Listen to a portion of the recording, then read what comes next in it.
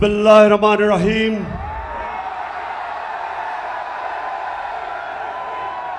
इय्याका नअबुदु व इय्याका नस्तईन। अल्लाह तेरी इबादत करते और मौला सिर्फ तेरे से मदद मांगते हैं। सरगोदा माशाअल्लाह, सरगोदा मैंने कभी नहीं, अभी आता हूं डीजल पे, 26 साल की सियासत में मैंने कभी नहीं सोचा था कि सरगोदा में इतनी तादाद में इतने ज्यादा लोग मेरे जलसे पे आएंगे।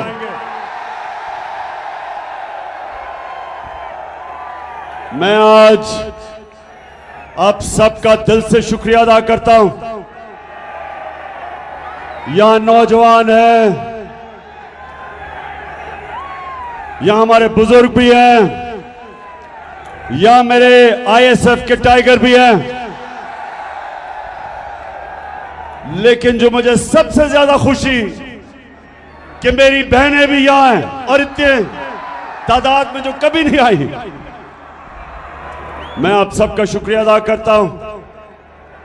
मैं आज अपने सारे पाकिस्तानियों से बात करना चाहता हूं। पढ़े लिखे, इंग्लिश मीडियम, उर्दू मीडियम, मेरे दीनी मदरसे के बच्चे, मेरे रेड़ी वाले, ठेड़ी वाले, मजदूर, किसान, सारे पाकिस्तान के सूबे और खास तौर पे आज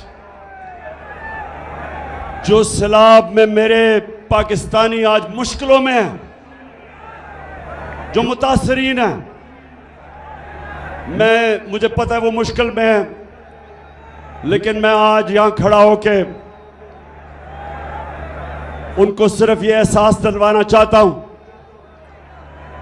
कि सारी कौम आपके साथ खड़ी है और इंशाअल्लाह हम सब मिलके पूरी कोशिश करेंगे आपकी मुश्किलें दूर करने के लिए। और मैं अपनी सारी कौम को इकट्ठा करूंगा और इंशाअल्लाह जब तक हम ये नहीं देख लेते कि हमारे सारे बलूचिस्तान से लेके, सिंध से लेके ऊपर पख्तूनख्वा, गिलगित बल्तिस्तान, आज़ाद कश्मीर और ख़ास तौर पे पंजाब के डीजी खान, राजनपुर, ये जो इलाके जिधर लोग मुतासर हैं, मैं आज सबसे पहले कहना चाहता हूं कि सारी पाकिस्तानी कौम आपके साथ है। मैंने टेलीथॉन किया, मैंने सोचा कि 3 घंटे का मैं टेलीथॉन करूंगा, चंद करोड़ रुपया इकट्ठा हो जाएगा। लेकिन पाकिस्तानियों, 3 घंटे से भी कम वक्त पे पाकिस्तानियों ने 550 करोड़ रुपया जमा किया मुतासरीन के लिए।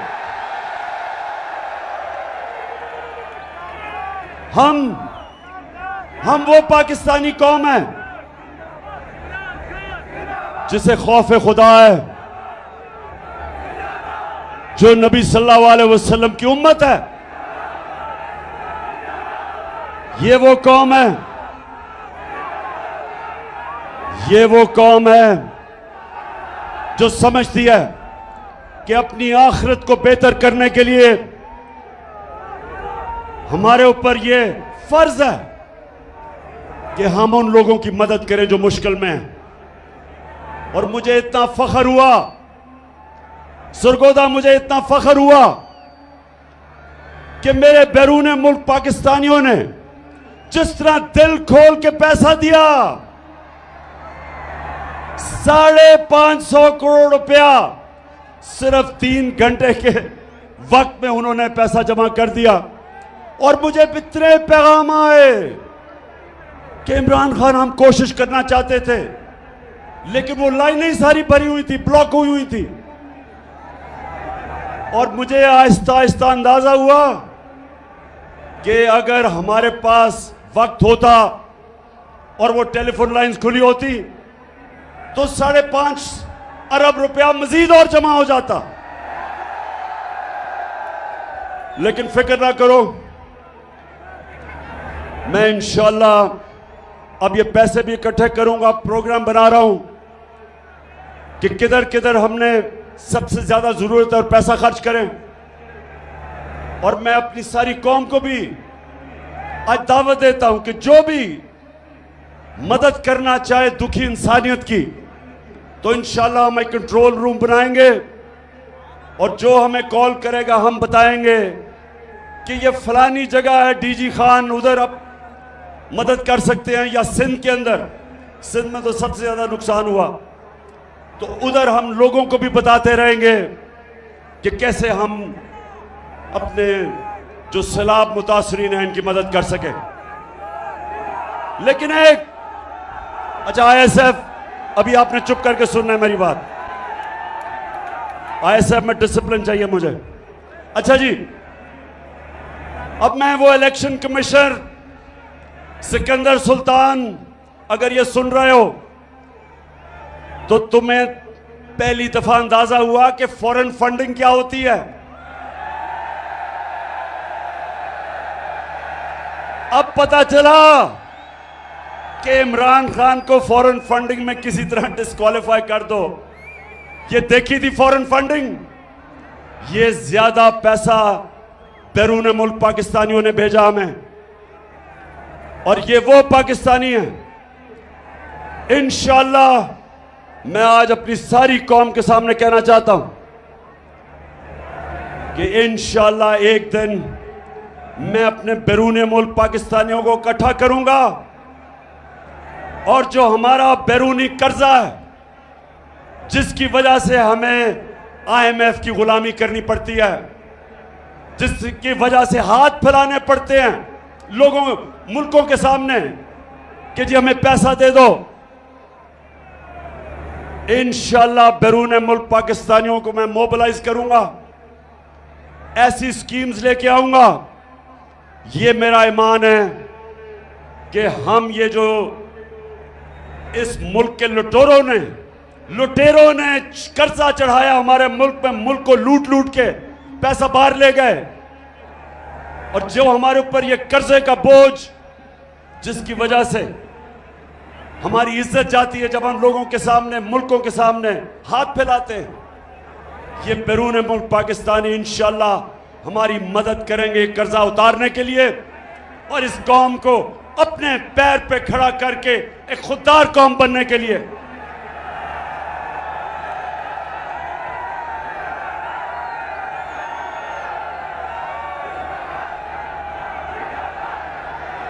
पाकिस्तानियों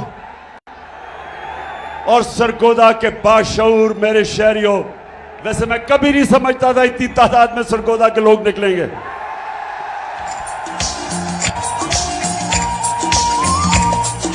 मैं भी पाकिस्तान हूँ, तू भी पाकिस्तान है, मैं भी पाकिस्तान हूँ, तू भी पाकिस्तान है, तू तो मेरी जान है, तू तो मेरी आन है, तू मेरा ईमान है।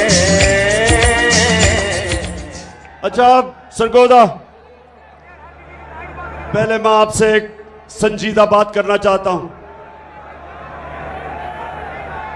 सरगोदा और मेरे पाकिस्तानियों जो सुन रहे हो, ये याद रखना कि हमारा मुल्क कभी एक अजीम मुल्क नहीं बन सकेगा जब तक पाकिस्तान में हम एक इंसाफ का निजाम नहीं कायम करते। हजरत अली रज़ी अल्लाह ताला ने कहा था कि कुफर का निजाम चल जाएगा, कुफर का निजाम चल जाएगा, लेकिन जुल्म और ना इंसाफी का निजाम नहीं चल सकता। आज अगर हमारा मुल्क एक अजीम कौम नहीं बना तो उसकी सबसे बड़ी वजह यह कि हमारे मुल्क में जुल्म का निजाम है। ताकतवर के लिए एक कानून, कमजोर के लिए दूसरा कानून, छोटा चोर चोरी करे तो जेल में, और बड़ा डाकू चोरी करे तो वो मुल्क का वजीर आजम बन सकता है। मेरे नबी सल्लल्लाहु अलैहि वसल्लम ने तकरीबन 1500 साल पहले कहा था कि तुम्हारे से पहले बड़ी कौमें तबाह हुई, जिधर ताकतवर जब जुर्म और चोरी करता था उसको नहीं पकड़ा जाता था, सिर्फ छोटे चोरों को जेलों में डाला जाता था। मैंने जब 8-9 दिन जेल में गुजारे, अपनी आजाद अदलिया के लिए मुझे जेल में डाला गया। मैं वाहिद लीडर था जिसको आजाद अदलिया के लिए जेल में डाला गया। तो जब 8 दिन मैंने जेल में गुजारे, और वो थी भी डीजी खान की जेल, आप यकीन करें एक अमीर चोर मुझे नहीं नजर आया, सारे गरीब नजर आए। सारे बेचारे गरीब, छोटे, भैंस चोरी, साइकिल चोरी और ये चोरी वो जेलों में।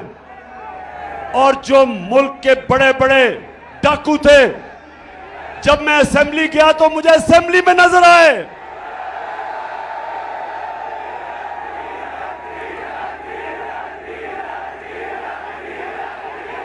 बिल्कुल ठीक कह रहे हो। उन लुटेरों में से एक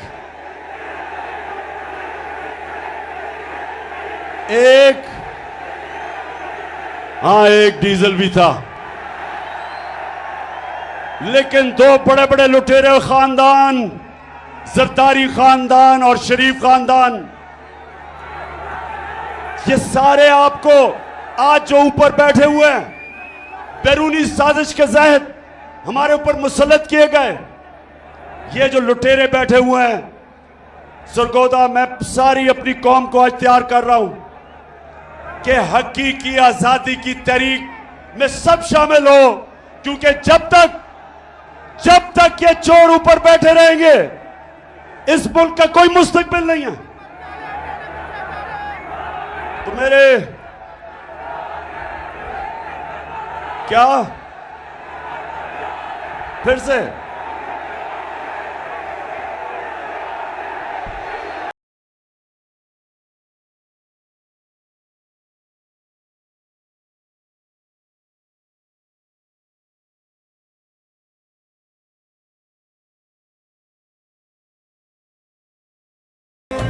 अच्छा सरगोदा, बैरूनी साजिश हुई, अमेरिका को अपने गुलाम चाहिए थे, चेरी ब्लॉसम जूते पॉलिश करने वाला हाजिर हो गया, साथ डीजल तो पहले ही तैयार बैठा था, और उसके बाद जो इस वक्त इस मुल्क की सबसे बड़ी बीमारी जरदारी की पता क्या बीमारी है? जरदारी की बीमारी यह है कि वो जब नोट देखता है ना, वो पैसे देखता है, उसका जिस्म, उसकी कांपें टांगनी शुरू हो जाती है, उसकी मूछें ऊपर नीचे जानी शुरू हो जाती है। उसको बीमारी है। उसको यकीन, मैं आपको यकीन बनाऊं, उसको पता भी नहीं कि 30 साल में उसने कितना पैसा चोरी किया पाकिस्तान का और मुल्क से बाहर ले गया, लेकिन अभी भी बीमारी है, चला जाता नहीं है, लेकिन पैसे के पीछे अभी भी जान देने के लिए तैयार है। तो ये तीनों इकट्ठे हो गए, मिल गए, इनके साथ और साजिशी बैठे हुए थे पाकिस्तान में, बैरूनी साजिश। इन चोरों को हमारे ऊपर मुसल्लत किया गया और इन्होंने कहा कि अब इमरान खान की सियासत खत्म, अब ये फिर से हम इनके बच्चों की नीचे हम इनकी गुलामी करेंगे। लेकिन कुरान में अल्लाह कहता, एक प्लान इंसान बनाता है और एक प्लान अल्लाह बनाता है, और कामयाब सिर्फ एक प्लान होता है अल्लाह का। अल्लाह का प्लान ही कुछ और था। अल्लाह ने लोगों के दिल मोड़े। कौम जिस तरह अब निकल रही है, लोग तो यहां मिठाइयां बांटते थे जब गवर्नमेंट जाती थी, तो जिन्होंने साजिश की थी वो हक्के बक्के रह गए। कौम सड़कों पे आ गई, खुद निकलना शुरू हो गए। नौजवान तो पहले ही तैयार थे, लेकिन पाकिस्तान की पहली दफा आजादी के बाद पहली दफा हमारी ख्वातीन भी इस तहरीक में शिरकत किया उन्होंने, बल्कि स्कूल के बच्चे भी शिरकत कर रहे हैं। तो उसके बाद इन्होंने जुल्म किया हमारे पे। 25 मई को इन्होंने हमारे पे जुल्म किया। इन्होंने पुलिस और रेंजर्स ने फैमिलीज के ऊपर, ख्वातीन के ऊपर इन्होंने जिस तरह की शेलिंग की, खौफ फैलाया, FIRs काटी मेरे ऊपर। मैं तो भूल ही गया हूं कितनी FIR है, कोई 17 तो कट चुकी है। इन्होंने समझा कि अब ये डर के बैठ जाएंगे। इनको बताया गया कि ये तो जी मम्मी डैडी हैं, ये तो खड़े ही नहीं हो सकते। तो पहला झटका पड़ा इनको जब 17 जुलाई को पंजाब का इलेक्शन आया, बाय इलेक्शन। हर हरबा इस्तेमाल किया। इलेक्शन कमीशन ने पूरा जोर लगाया, धांधली के रिकॉर्ड तोड़े, पुलिस का इस्तेमाल किया। इस सब के बावजूद हमजा कुकड़ी को फारग करना पड़ा। अब जब ये इलेक्शन हार गए,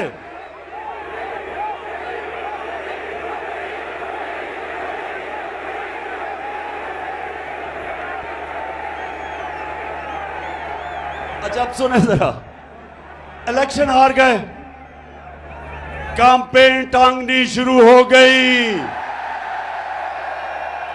खौफ आना शुरू हो गया कि अगर इलेक्शन करवाएंगे तो फिर क्या होगा।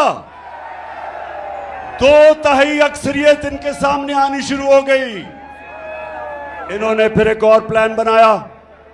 सरगोदा पता क्या प्लान बनाया? किसी तरह इमरान खान को फारिग किया जाए,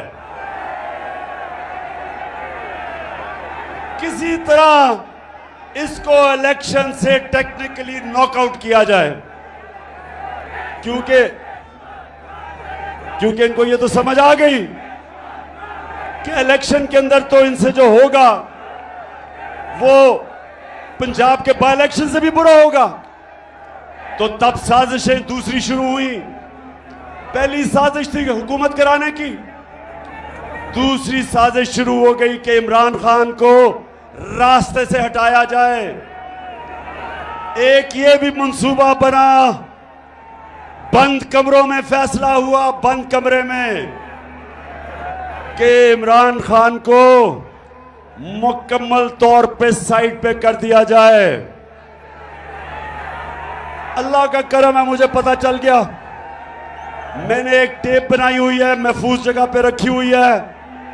उन 4 लोगों के नाम मैंने लिखे हैं जो उस साजिश में मुलव्विस थे, कि अगर मुझे कुछ हुआ तो मेरी कौम उन 4 को नहीं छोड़ेगी। सितम के कोहे गरा रूई की तरह उड़ जाएंगे। फिर वो जो इनका पालतू इलेक्शन कमिश्नर, उसको कहा कि इसको इमरान को डिस्क्वालीफाई किया जाए। फॉरेन फंडिंग, और फॉरेन फंडिंग तो देख ही लिया थी परसों रात को कि फॉरेन फंडिंग होती क्या है। और उसके बाद तोशाखाना, और इंशाल्लाह मैं चैलेंज करता हूं कि तोशाखाना का केस सुना जाए, ओपन हियरिंग में सुना जाए। और जब मेरा केस सुना जाए, और मुझे पता है कि उस केस में ये जो कोशिश कर रहे हैं ये जलील होंगे, लेकिन मैं चाहता हूं उसके बाद हर कोई जिसको तोशाखाना से गिफ्ट्स मिली हैं सबका सुना जाए, जरदारी का भी, शरीफ का भी, यूसुफ रजा का भी, और सारी कौम को पता चल जाएगा, दूध का दूध पानी का पानी हो जाएगा। वो हो गया दो।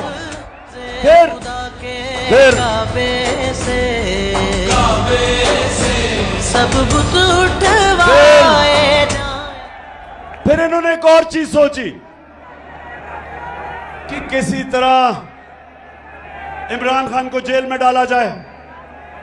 पहले इन्होंने, अब ये जरा सुने, 27वीं रमजान को सुने, जरा ऐसे गौर से सुनो। 27वीं रमजान को हम शब दुआ बना रहे थे। हम अल्लाह से दुआ मांग रहे थे अपने मुल्क के लिए। हमें क्या पता था कि उस दिन चेरी ब्लॉसम और ये अपनी टीम लेके मदीना चला जाएगा, हमें तो पता ही नहीं था।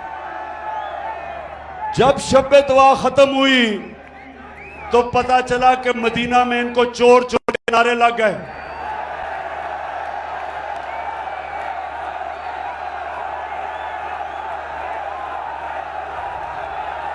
अब मदीना में इनको चोर के नारे लगते हैं और FIR इमरान खान पे कट जाती है तौहीन मजहब पे।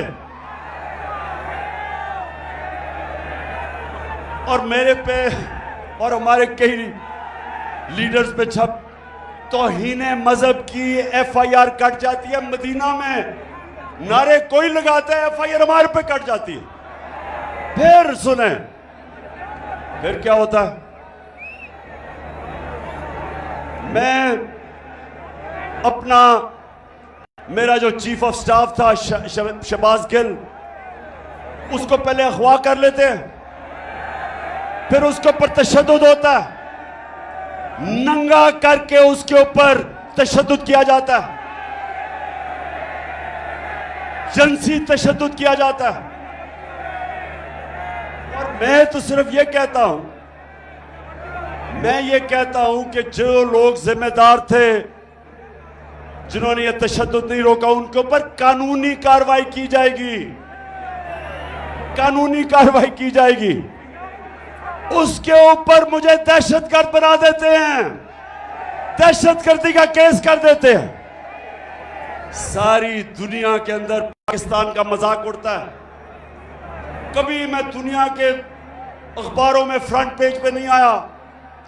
ये जो मेरे ऊपर दहशतगर्दी का FIR काटते हैं और मुझे पकड़ने भी आ रहे थे, सिर्फ एक वजह से कि किसी तरह इमरान खान को रास्ते से हटाया जाए, दहशतगर्द बना दिया।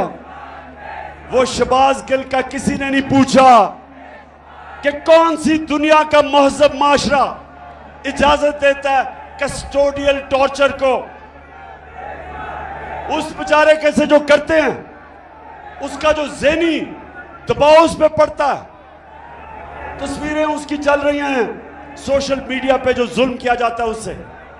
और यही नहीं रुकता, एक सहाफी जमील फारूकी, उसको भी पकड़ के उठा लिया जाता है, उसको भी नंगा किया जाता है, उस पर भी तशद्दुद किया जाता है।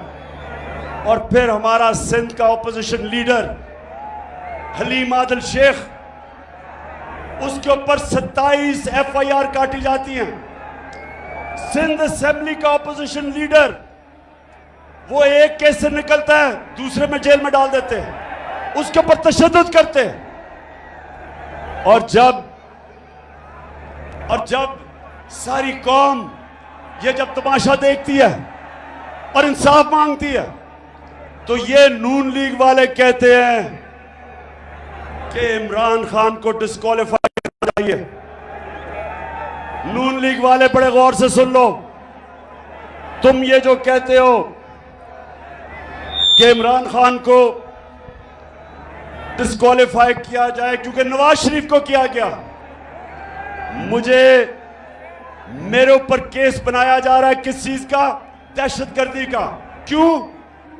क्योंकि मैं कहता हूं कानूनी कार्रवाई की जाए उनके खिलाफ जिन्होंने ये तशद्दुद नहीं रोका।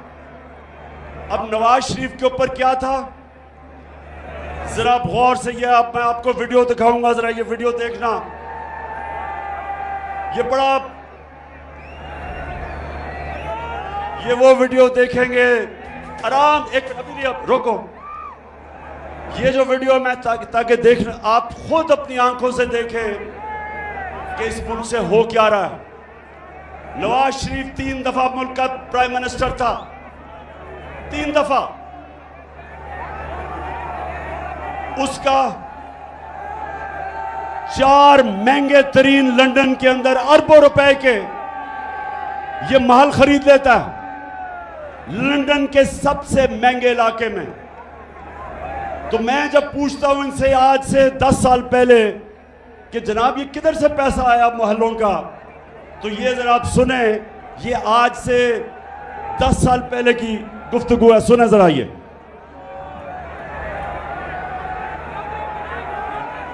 पूरी प्रॉपर्टी आप ले सकते हैं क्योंकि आपने मे फेयर के अंदर जो आपकी 4 अपार्टमेंट्स हैं उनकी 1 अरब से ज्यादा, 1 अरब रुपए से ज्यादा उनकी कीमत है।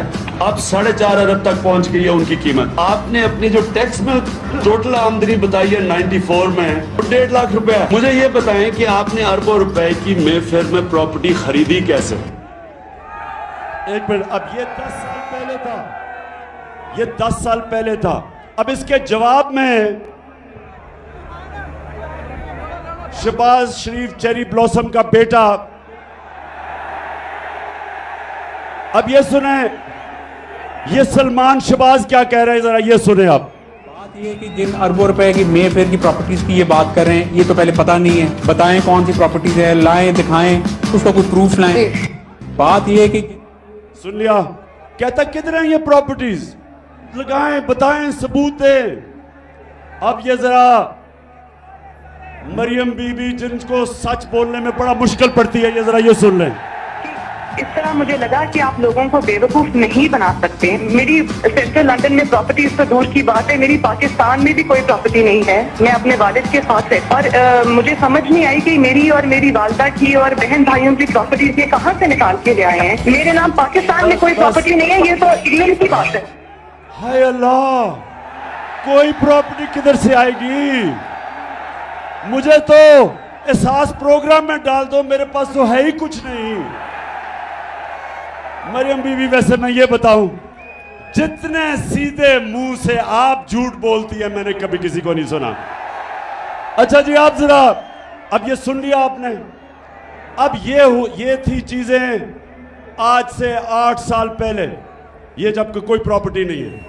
अब इनको नहीं पता कि अल्लाह अल हक है, सच का खुदा है, उसका वादा है कि कोई दुनिया में नहीं जाएगा जब तक सच सामने नहीं आता।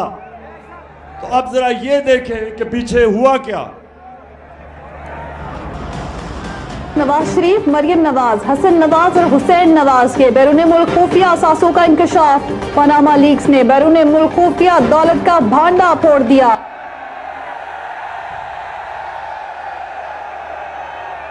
पाकिस्तानियों, अल्लाह अल हक है, सच का खुदा है। तो ये झूठ सुनिया पहले आपने कि लंदन तो छोड़े, पाकिस्तान में मेरी बेचारी की कोई प्रॉपर्टी नहीं है। अब ये इंटरनेशनल इंकशाफ हो जाता है, बड़े बड़े दुनिया में सियासतदान पकड़े जाते हैं जिन्होंने अपने मुल्क से पैसा लूट के बाहर रखा हुआ था, वो पकड़ा जाता है। अच्छा, अब जब ये पकड़ा जाता है तो मरियम बीबी के भाई साहब अल्हम्दुलिल्लाह क्या कहते हैं? मैं इस बात को तस्लीम करता हूँ कि अल्हम्दुलिल्लाह पाक लेन के ऊपर जो अपार्टमेंट्स हैं वो अल्हम्दुलिल्लाह हमारे हैं। मैं इस बात को तस्लीम करता हूँ कि उनको ऑफशोर कंपनीज नेस्कॉल लिमिटेड और नीलसन लिमिटेड जो है उनको ओन करती हैं। और मैं आपको ये भी अर्ज करता हूँ उनको होल्ड कर रही है इस वक्त मरियम नवाज शरीफ, मेरी हमशीरा जो है। यहाँ अब हुसैन ये कह रहे हैं कि जब वो कह रही थी ना कि मेरी तो लंदन छोड़े पाकिस्तान में भी प्रॉपर्टीज, ये 4 अरबों रुपए के बड़े महलात इनकी मालिका मरियम नवाज थी। अब मरियम नवाज के पास तो पैसा ही नहीं था। पैसा किधर से आना था? किधर से आना था पैसा? बताओ, पैसा किधर से आना था? आपसे आना था। कौम का पैसा चोरी करके ये प्रॉपर्टीज खरीदी गई। तो नून लीग वालों, मेरे से नवाज शरीफ का मुआवजा ना करो। मैंने 20 साल बाहर कमाई की, सारा पैसा सब कुछ बेच के, सारा मेरा पैसा जीना मरना पाकिस्तान में है। मेरी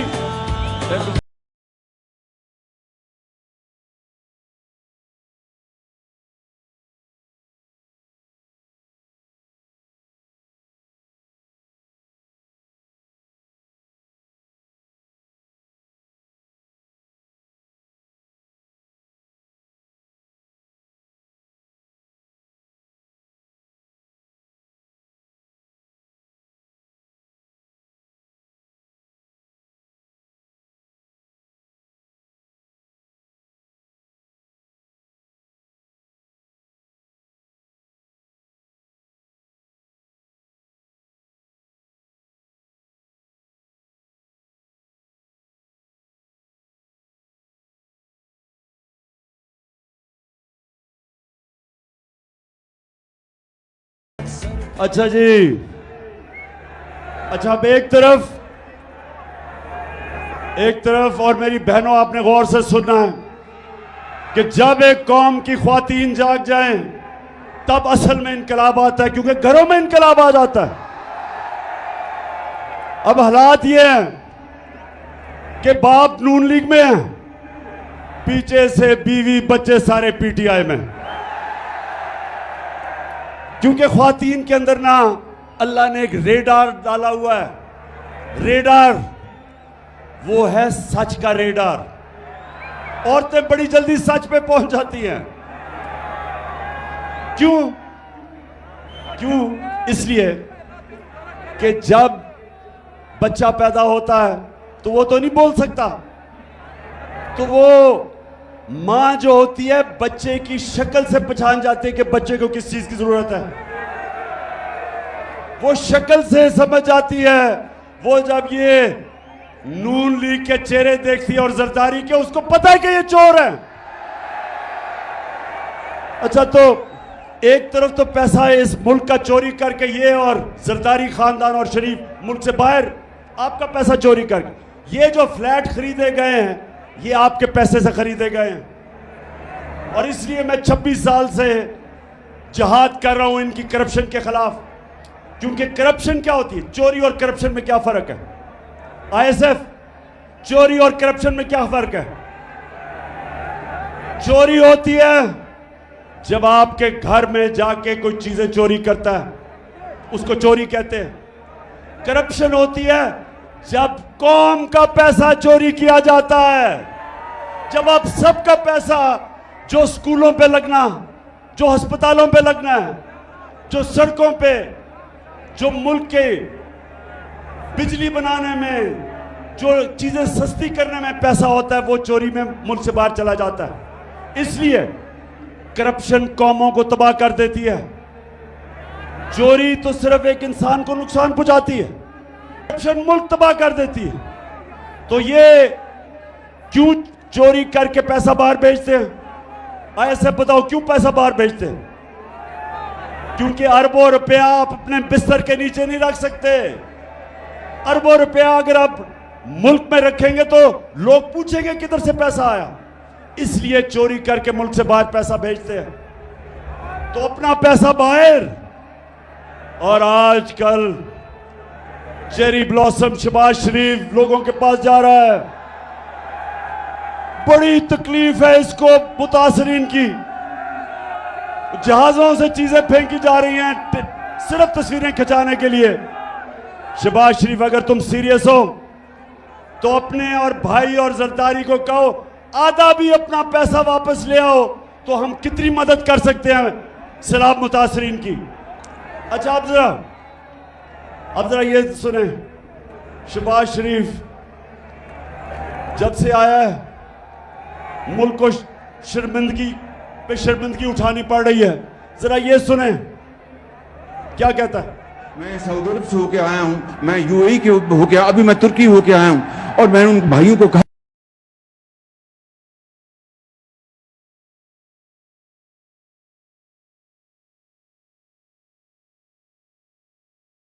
कि आप हमारे बड़े अजीम भाई हैं, हमेशा आपने हमारी मदद की। और मैंने यही कहा, जब मैं आया हूं तो आप समझेंगे शायद ये मांगने आया है, मैं मांगने नहीं आया, लेकिन जब मैं आया हूं तो आप समझेंगे शायद ये मांगने आया है, मैं मांगने नहीं आया, लेकिन मजबूरी है। जिस तरह माजी में 75 साल में आपने हमारा हाथ बटाया है, कुछ अर्सा आप हाथ बटा, बहुत मजबूरी है क्योंकि हम सारा पैसा चोरी करके बाहर ले गए हैं, तो अब मजबूरी है। तो खुदा के वास्ते पैसा दे दे।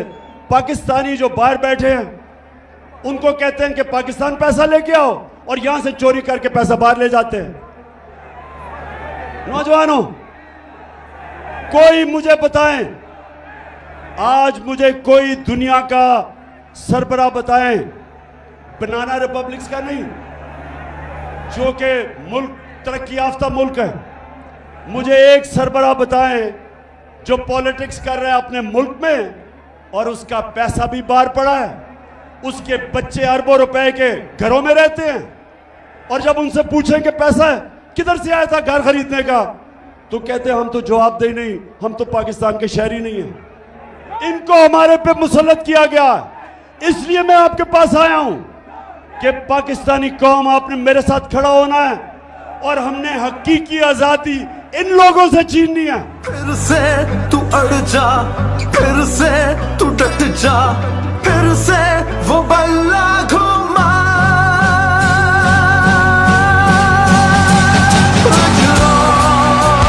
कदम बढ़ा, फिर से वो लम्हा दोहरा, जब जीत के आया था, फिर से वतन को जिता, एक और कदम बढ़ा। सरगोदा,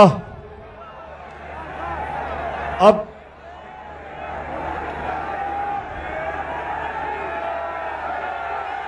डीजल, अच्छा मैं अब डीजल पे आरे लगाऊं। जब इन्होंने साजिश करके हमारी हुकूमत गिराई, सुने जरा, जब साजिश करके हमारी हुकूमत गिराई गई, जो हुकूमत पब्लिश करती है इकोनॉमिक सर्वे ऑफ पाकिस्तान, जो हुकूमत बताती है कि एक साल में क्या माशी कारकर्दगी हुई, ये सारी एक किताब में लिखी जाती है जिसको कहते हैं इकोनॉमिक सर्वे ऑफ पाकिस्तान। ये इस हुकूमत ने शाया किया। इसके मुताबिक, सरगोदा जरा ये गौर से सुने, नौजवान आपकी तवज्जो खास तौर पे चाहिए। ये कहते हैं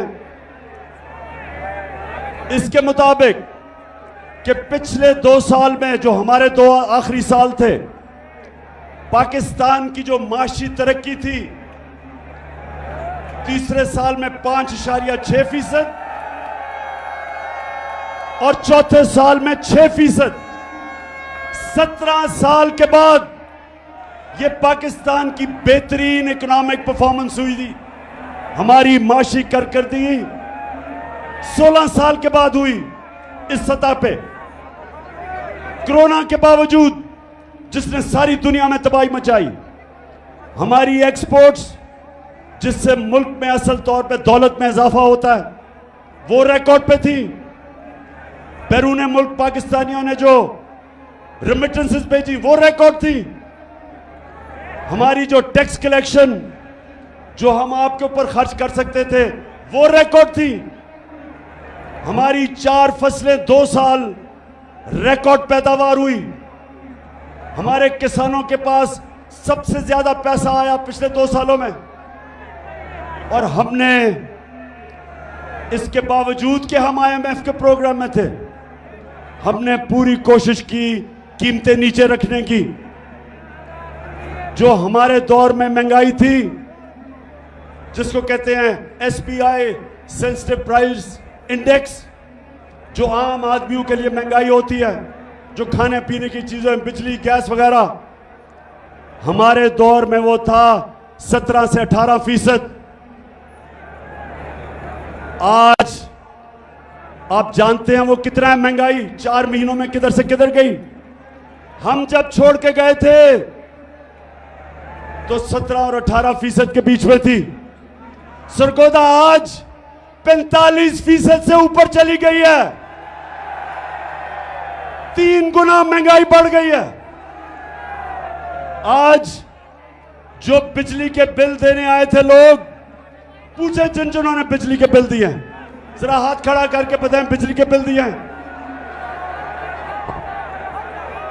बताएं मुझे कि जब बिजली के बिल दे रहे थे तो 2 गोलियां डिस्प्रिन की भी साथ खानी पड़ी, धचका पड़ा।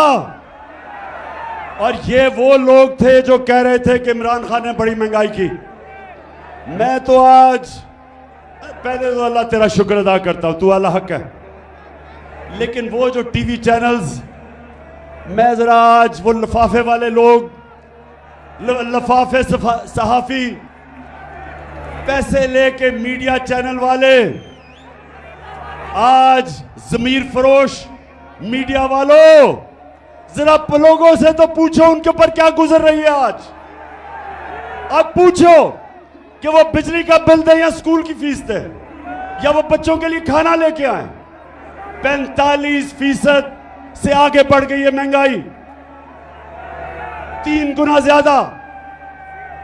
और ये भी सुन लें, जब हमारी हुकूमत थी तो सबसे वो हमने काम किए जो पाकिस्तान की तारीख में नहीं हुए। हम हेल्थ कार्ड लेके आए, हेल्थ इंश्योरेंस हर खानदान को, पंजाब में और पख्तूनख्वा में हर खानदान को 10 लाख रुपए का हेल्थ इंश्योरेंस कि किसी भी अस्पताल में जाके इलाज करवा सकते थे। पहली दफा आम आदमी प्राइवेट महंगे अस्पतालों में इलाज करवाता था। मेरे दोस्त डॉक्टर्स हॉस्पिटल वाला कहता आज से 4 महीने पहले कि इमरान खान, ये पहली दफा हमने आपकी हेल्थ इंश्योरेंस पे एक आम किसान का हार्ट ऑपरेशन किया, पहली दफा। तो ये कभी पहले नहीं हुआ। हेल्थ इंश्योरेंस एहसास प्रोग्राम हम लेके आए। हमने सूद के बगैर कर्जे दिए गरीबों के लिए, 20 लाख खानदानों के लिए, कि हमने उनके घरों के लिए सूद के बगैर कर्जा दिया। पूरी कोशिश थी नीचे से लोगों को ऊपर उठाया जाए। इसके बावजूद कि हम IMF प्रोग्राम में थे, महंगाई रोकी हमने, दुनिया में महंगाई थी। तो मैं आज पूछता हूं कि वो जिन्होंने साजिश की, आज बताएं कि जो पाकिस्तान का हाल है, कौन जिम्मेदार है इसका? कौन जिम्मेदार है?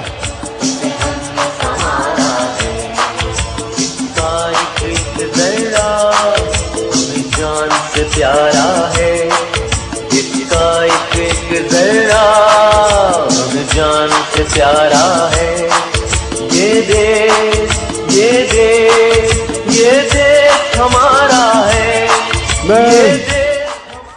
मैं आज ये सवाल पूछता हूं, मैं पाकिस्तानी होते हुए सवाल पूछता हूं कि जब हमारा मुल्क सही रास्ते पे लगा हुआ था, तरक्की की तरफ जा रहा था, जो क्रेडिट रेटिंग थी पाकिस्तान की, मूडीज की, फिच की, सेटिस्फैक्टरी थी, कौन सी क़यामत आई थी कि हमारी गवर्नमेंट गिरा के और इन चोरों को ऊपर मुसल्लत करो? कौन जिम्मेदार है इसका? और बजाय आज कल के दिनों में कि ये सोचो कि ये मुल्क को तबाही की तरफ लेके जा रहे हैं। इस वक्त माइशत नीचे जा रही है, फैक्ट्रियां बंद हो रही हैं, एक्सपोर्ट्स कम हो रही हैं, बैरून मुल्क पाकिस्तानी कम रेमिटेंसेस भेज रहे हैं। आज मैं पूछता हूं कि जिस तरफ ये मुल्क को लेके जा रहे हैं, क्या किसी को फिक्र नहीं अपने मुल्क की, जिनके पास ताकत है फैसला करने की, इसको मुल्क को इस दलदल में से निकालने की? सिर्फ एक रास्ता है, साफ और शफाफ इलेक्शन करवाओ, उसके अलावा कोई दूसरा रास्ता नहीं है। और मैं आज ये भी कहना चाहता हूं कि जिस तरह मुझे दीवार से लगाया जा रहा है,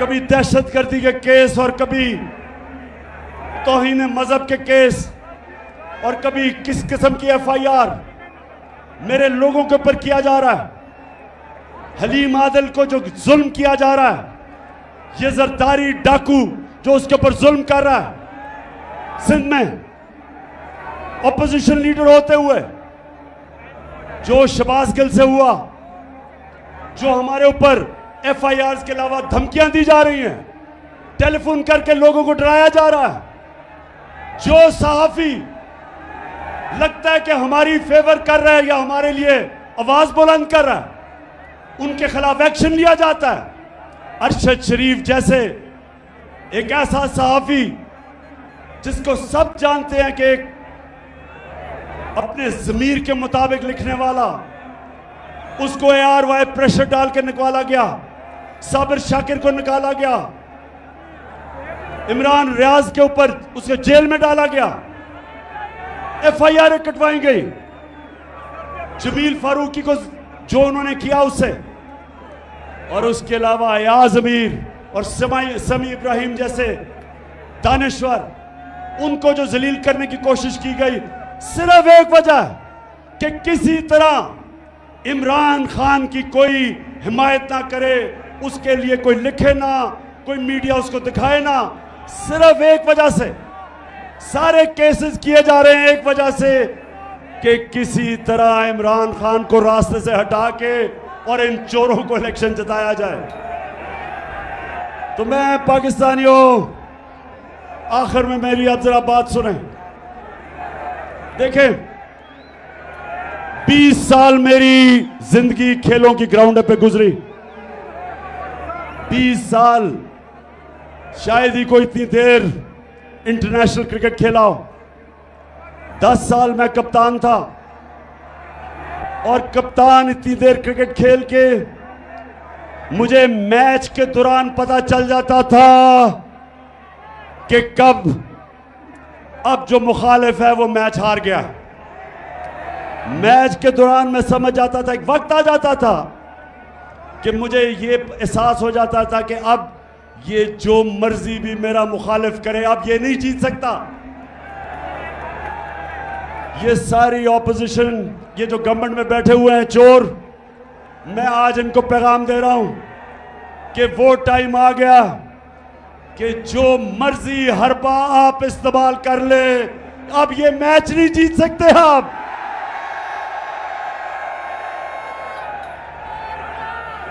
मैच अब एक की तरफ जाएगा। जितना आप दबाएंगे मेरी पार्टी को, उतना ज्यादा ऊपर उठेगी।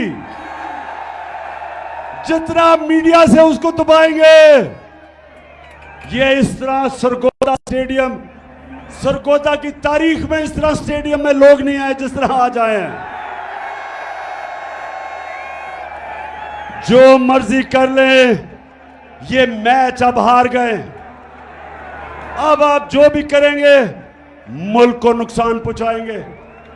मुल्क का सोचे, जाती मफादात का ना सोचे।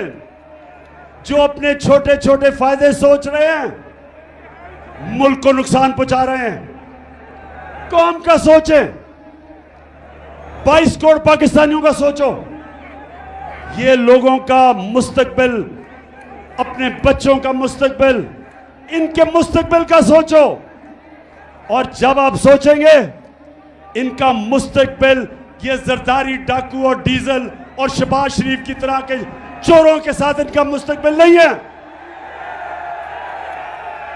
इनका मुस्तकबिल है कि कौम साफ और शफाफ इलेक्शन से फायदा खुद फैसला करे कि कौन सी क़यादत इस कौम को चाहिए, और यही एक रास्ता है।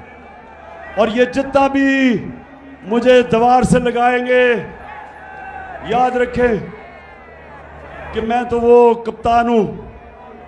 जितना आप मुझे दीवार से लगाएंगे, मैं तो और लड़ूंगा, मैं तो और मुकाबला करूंगा।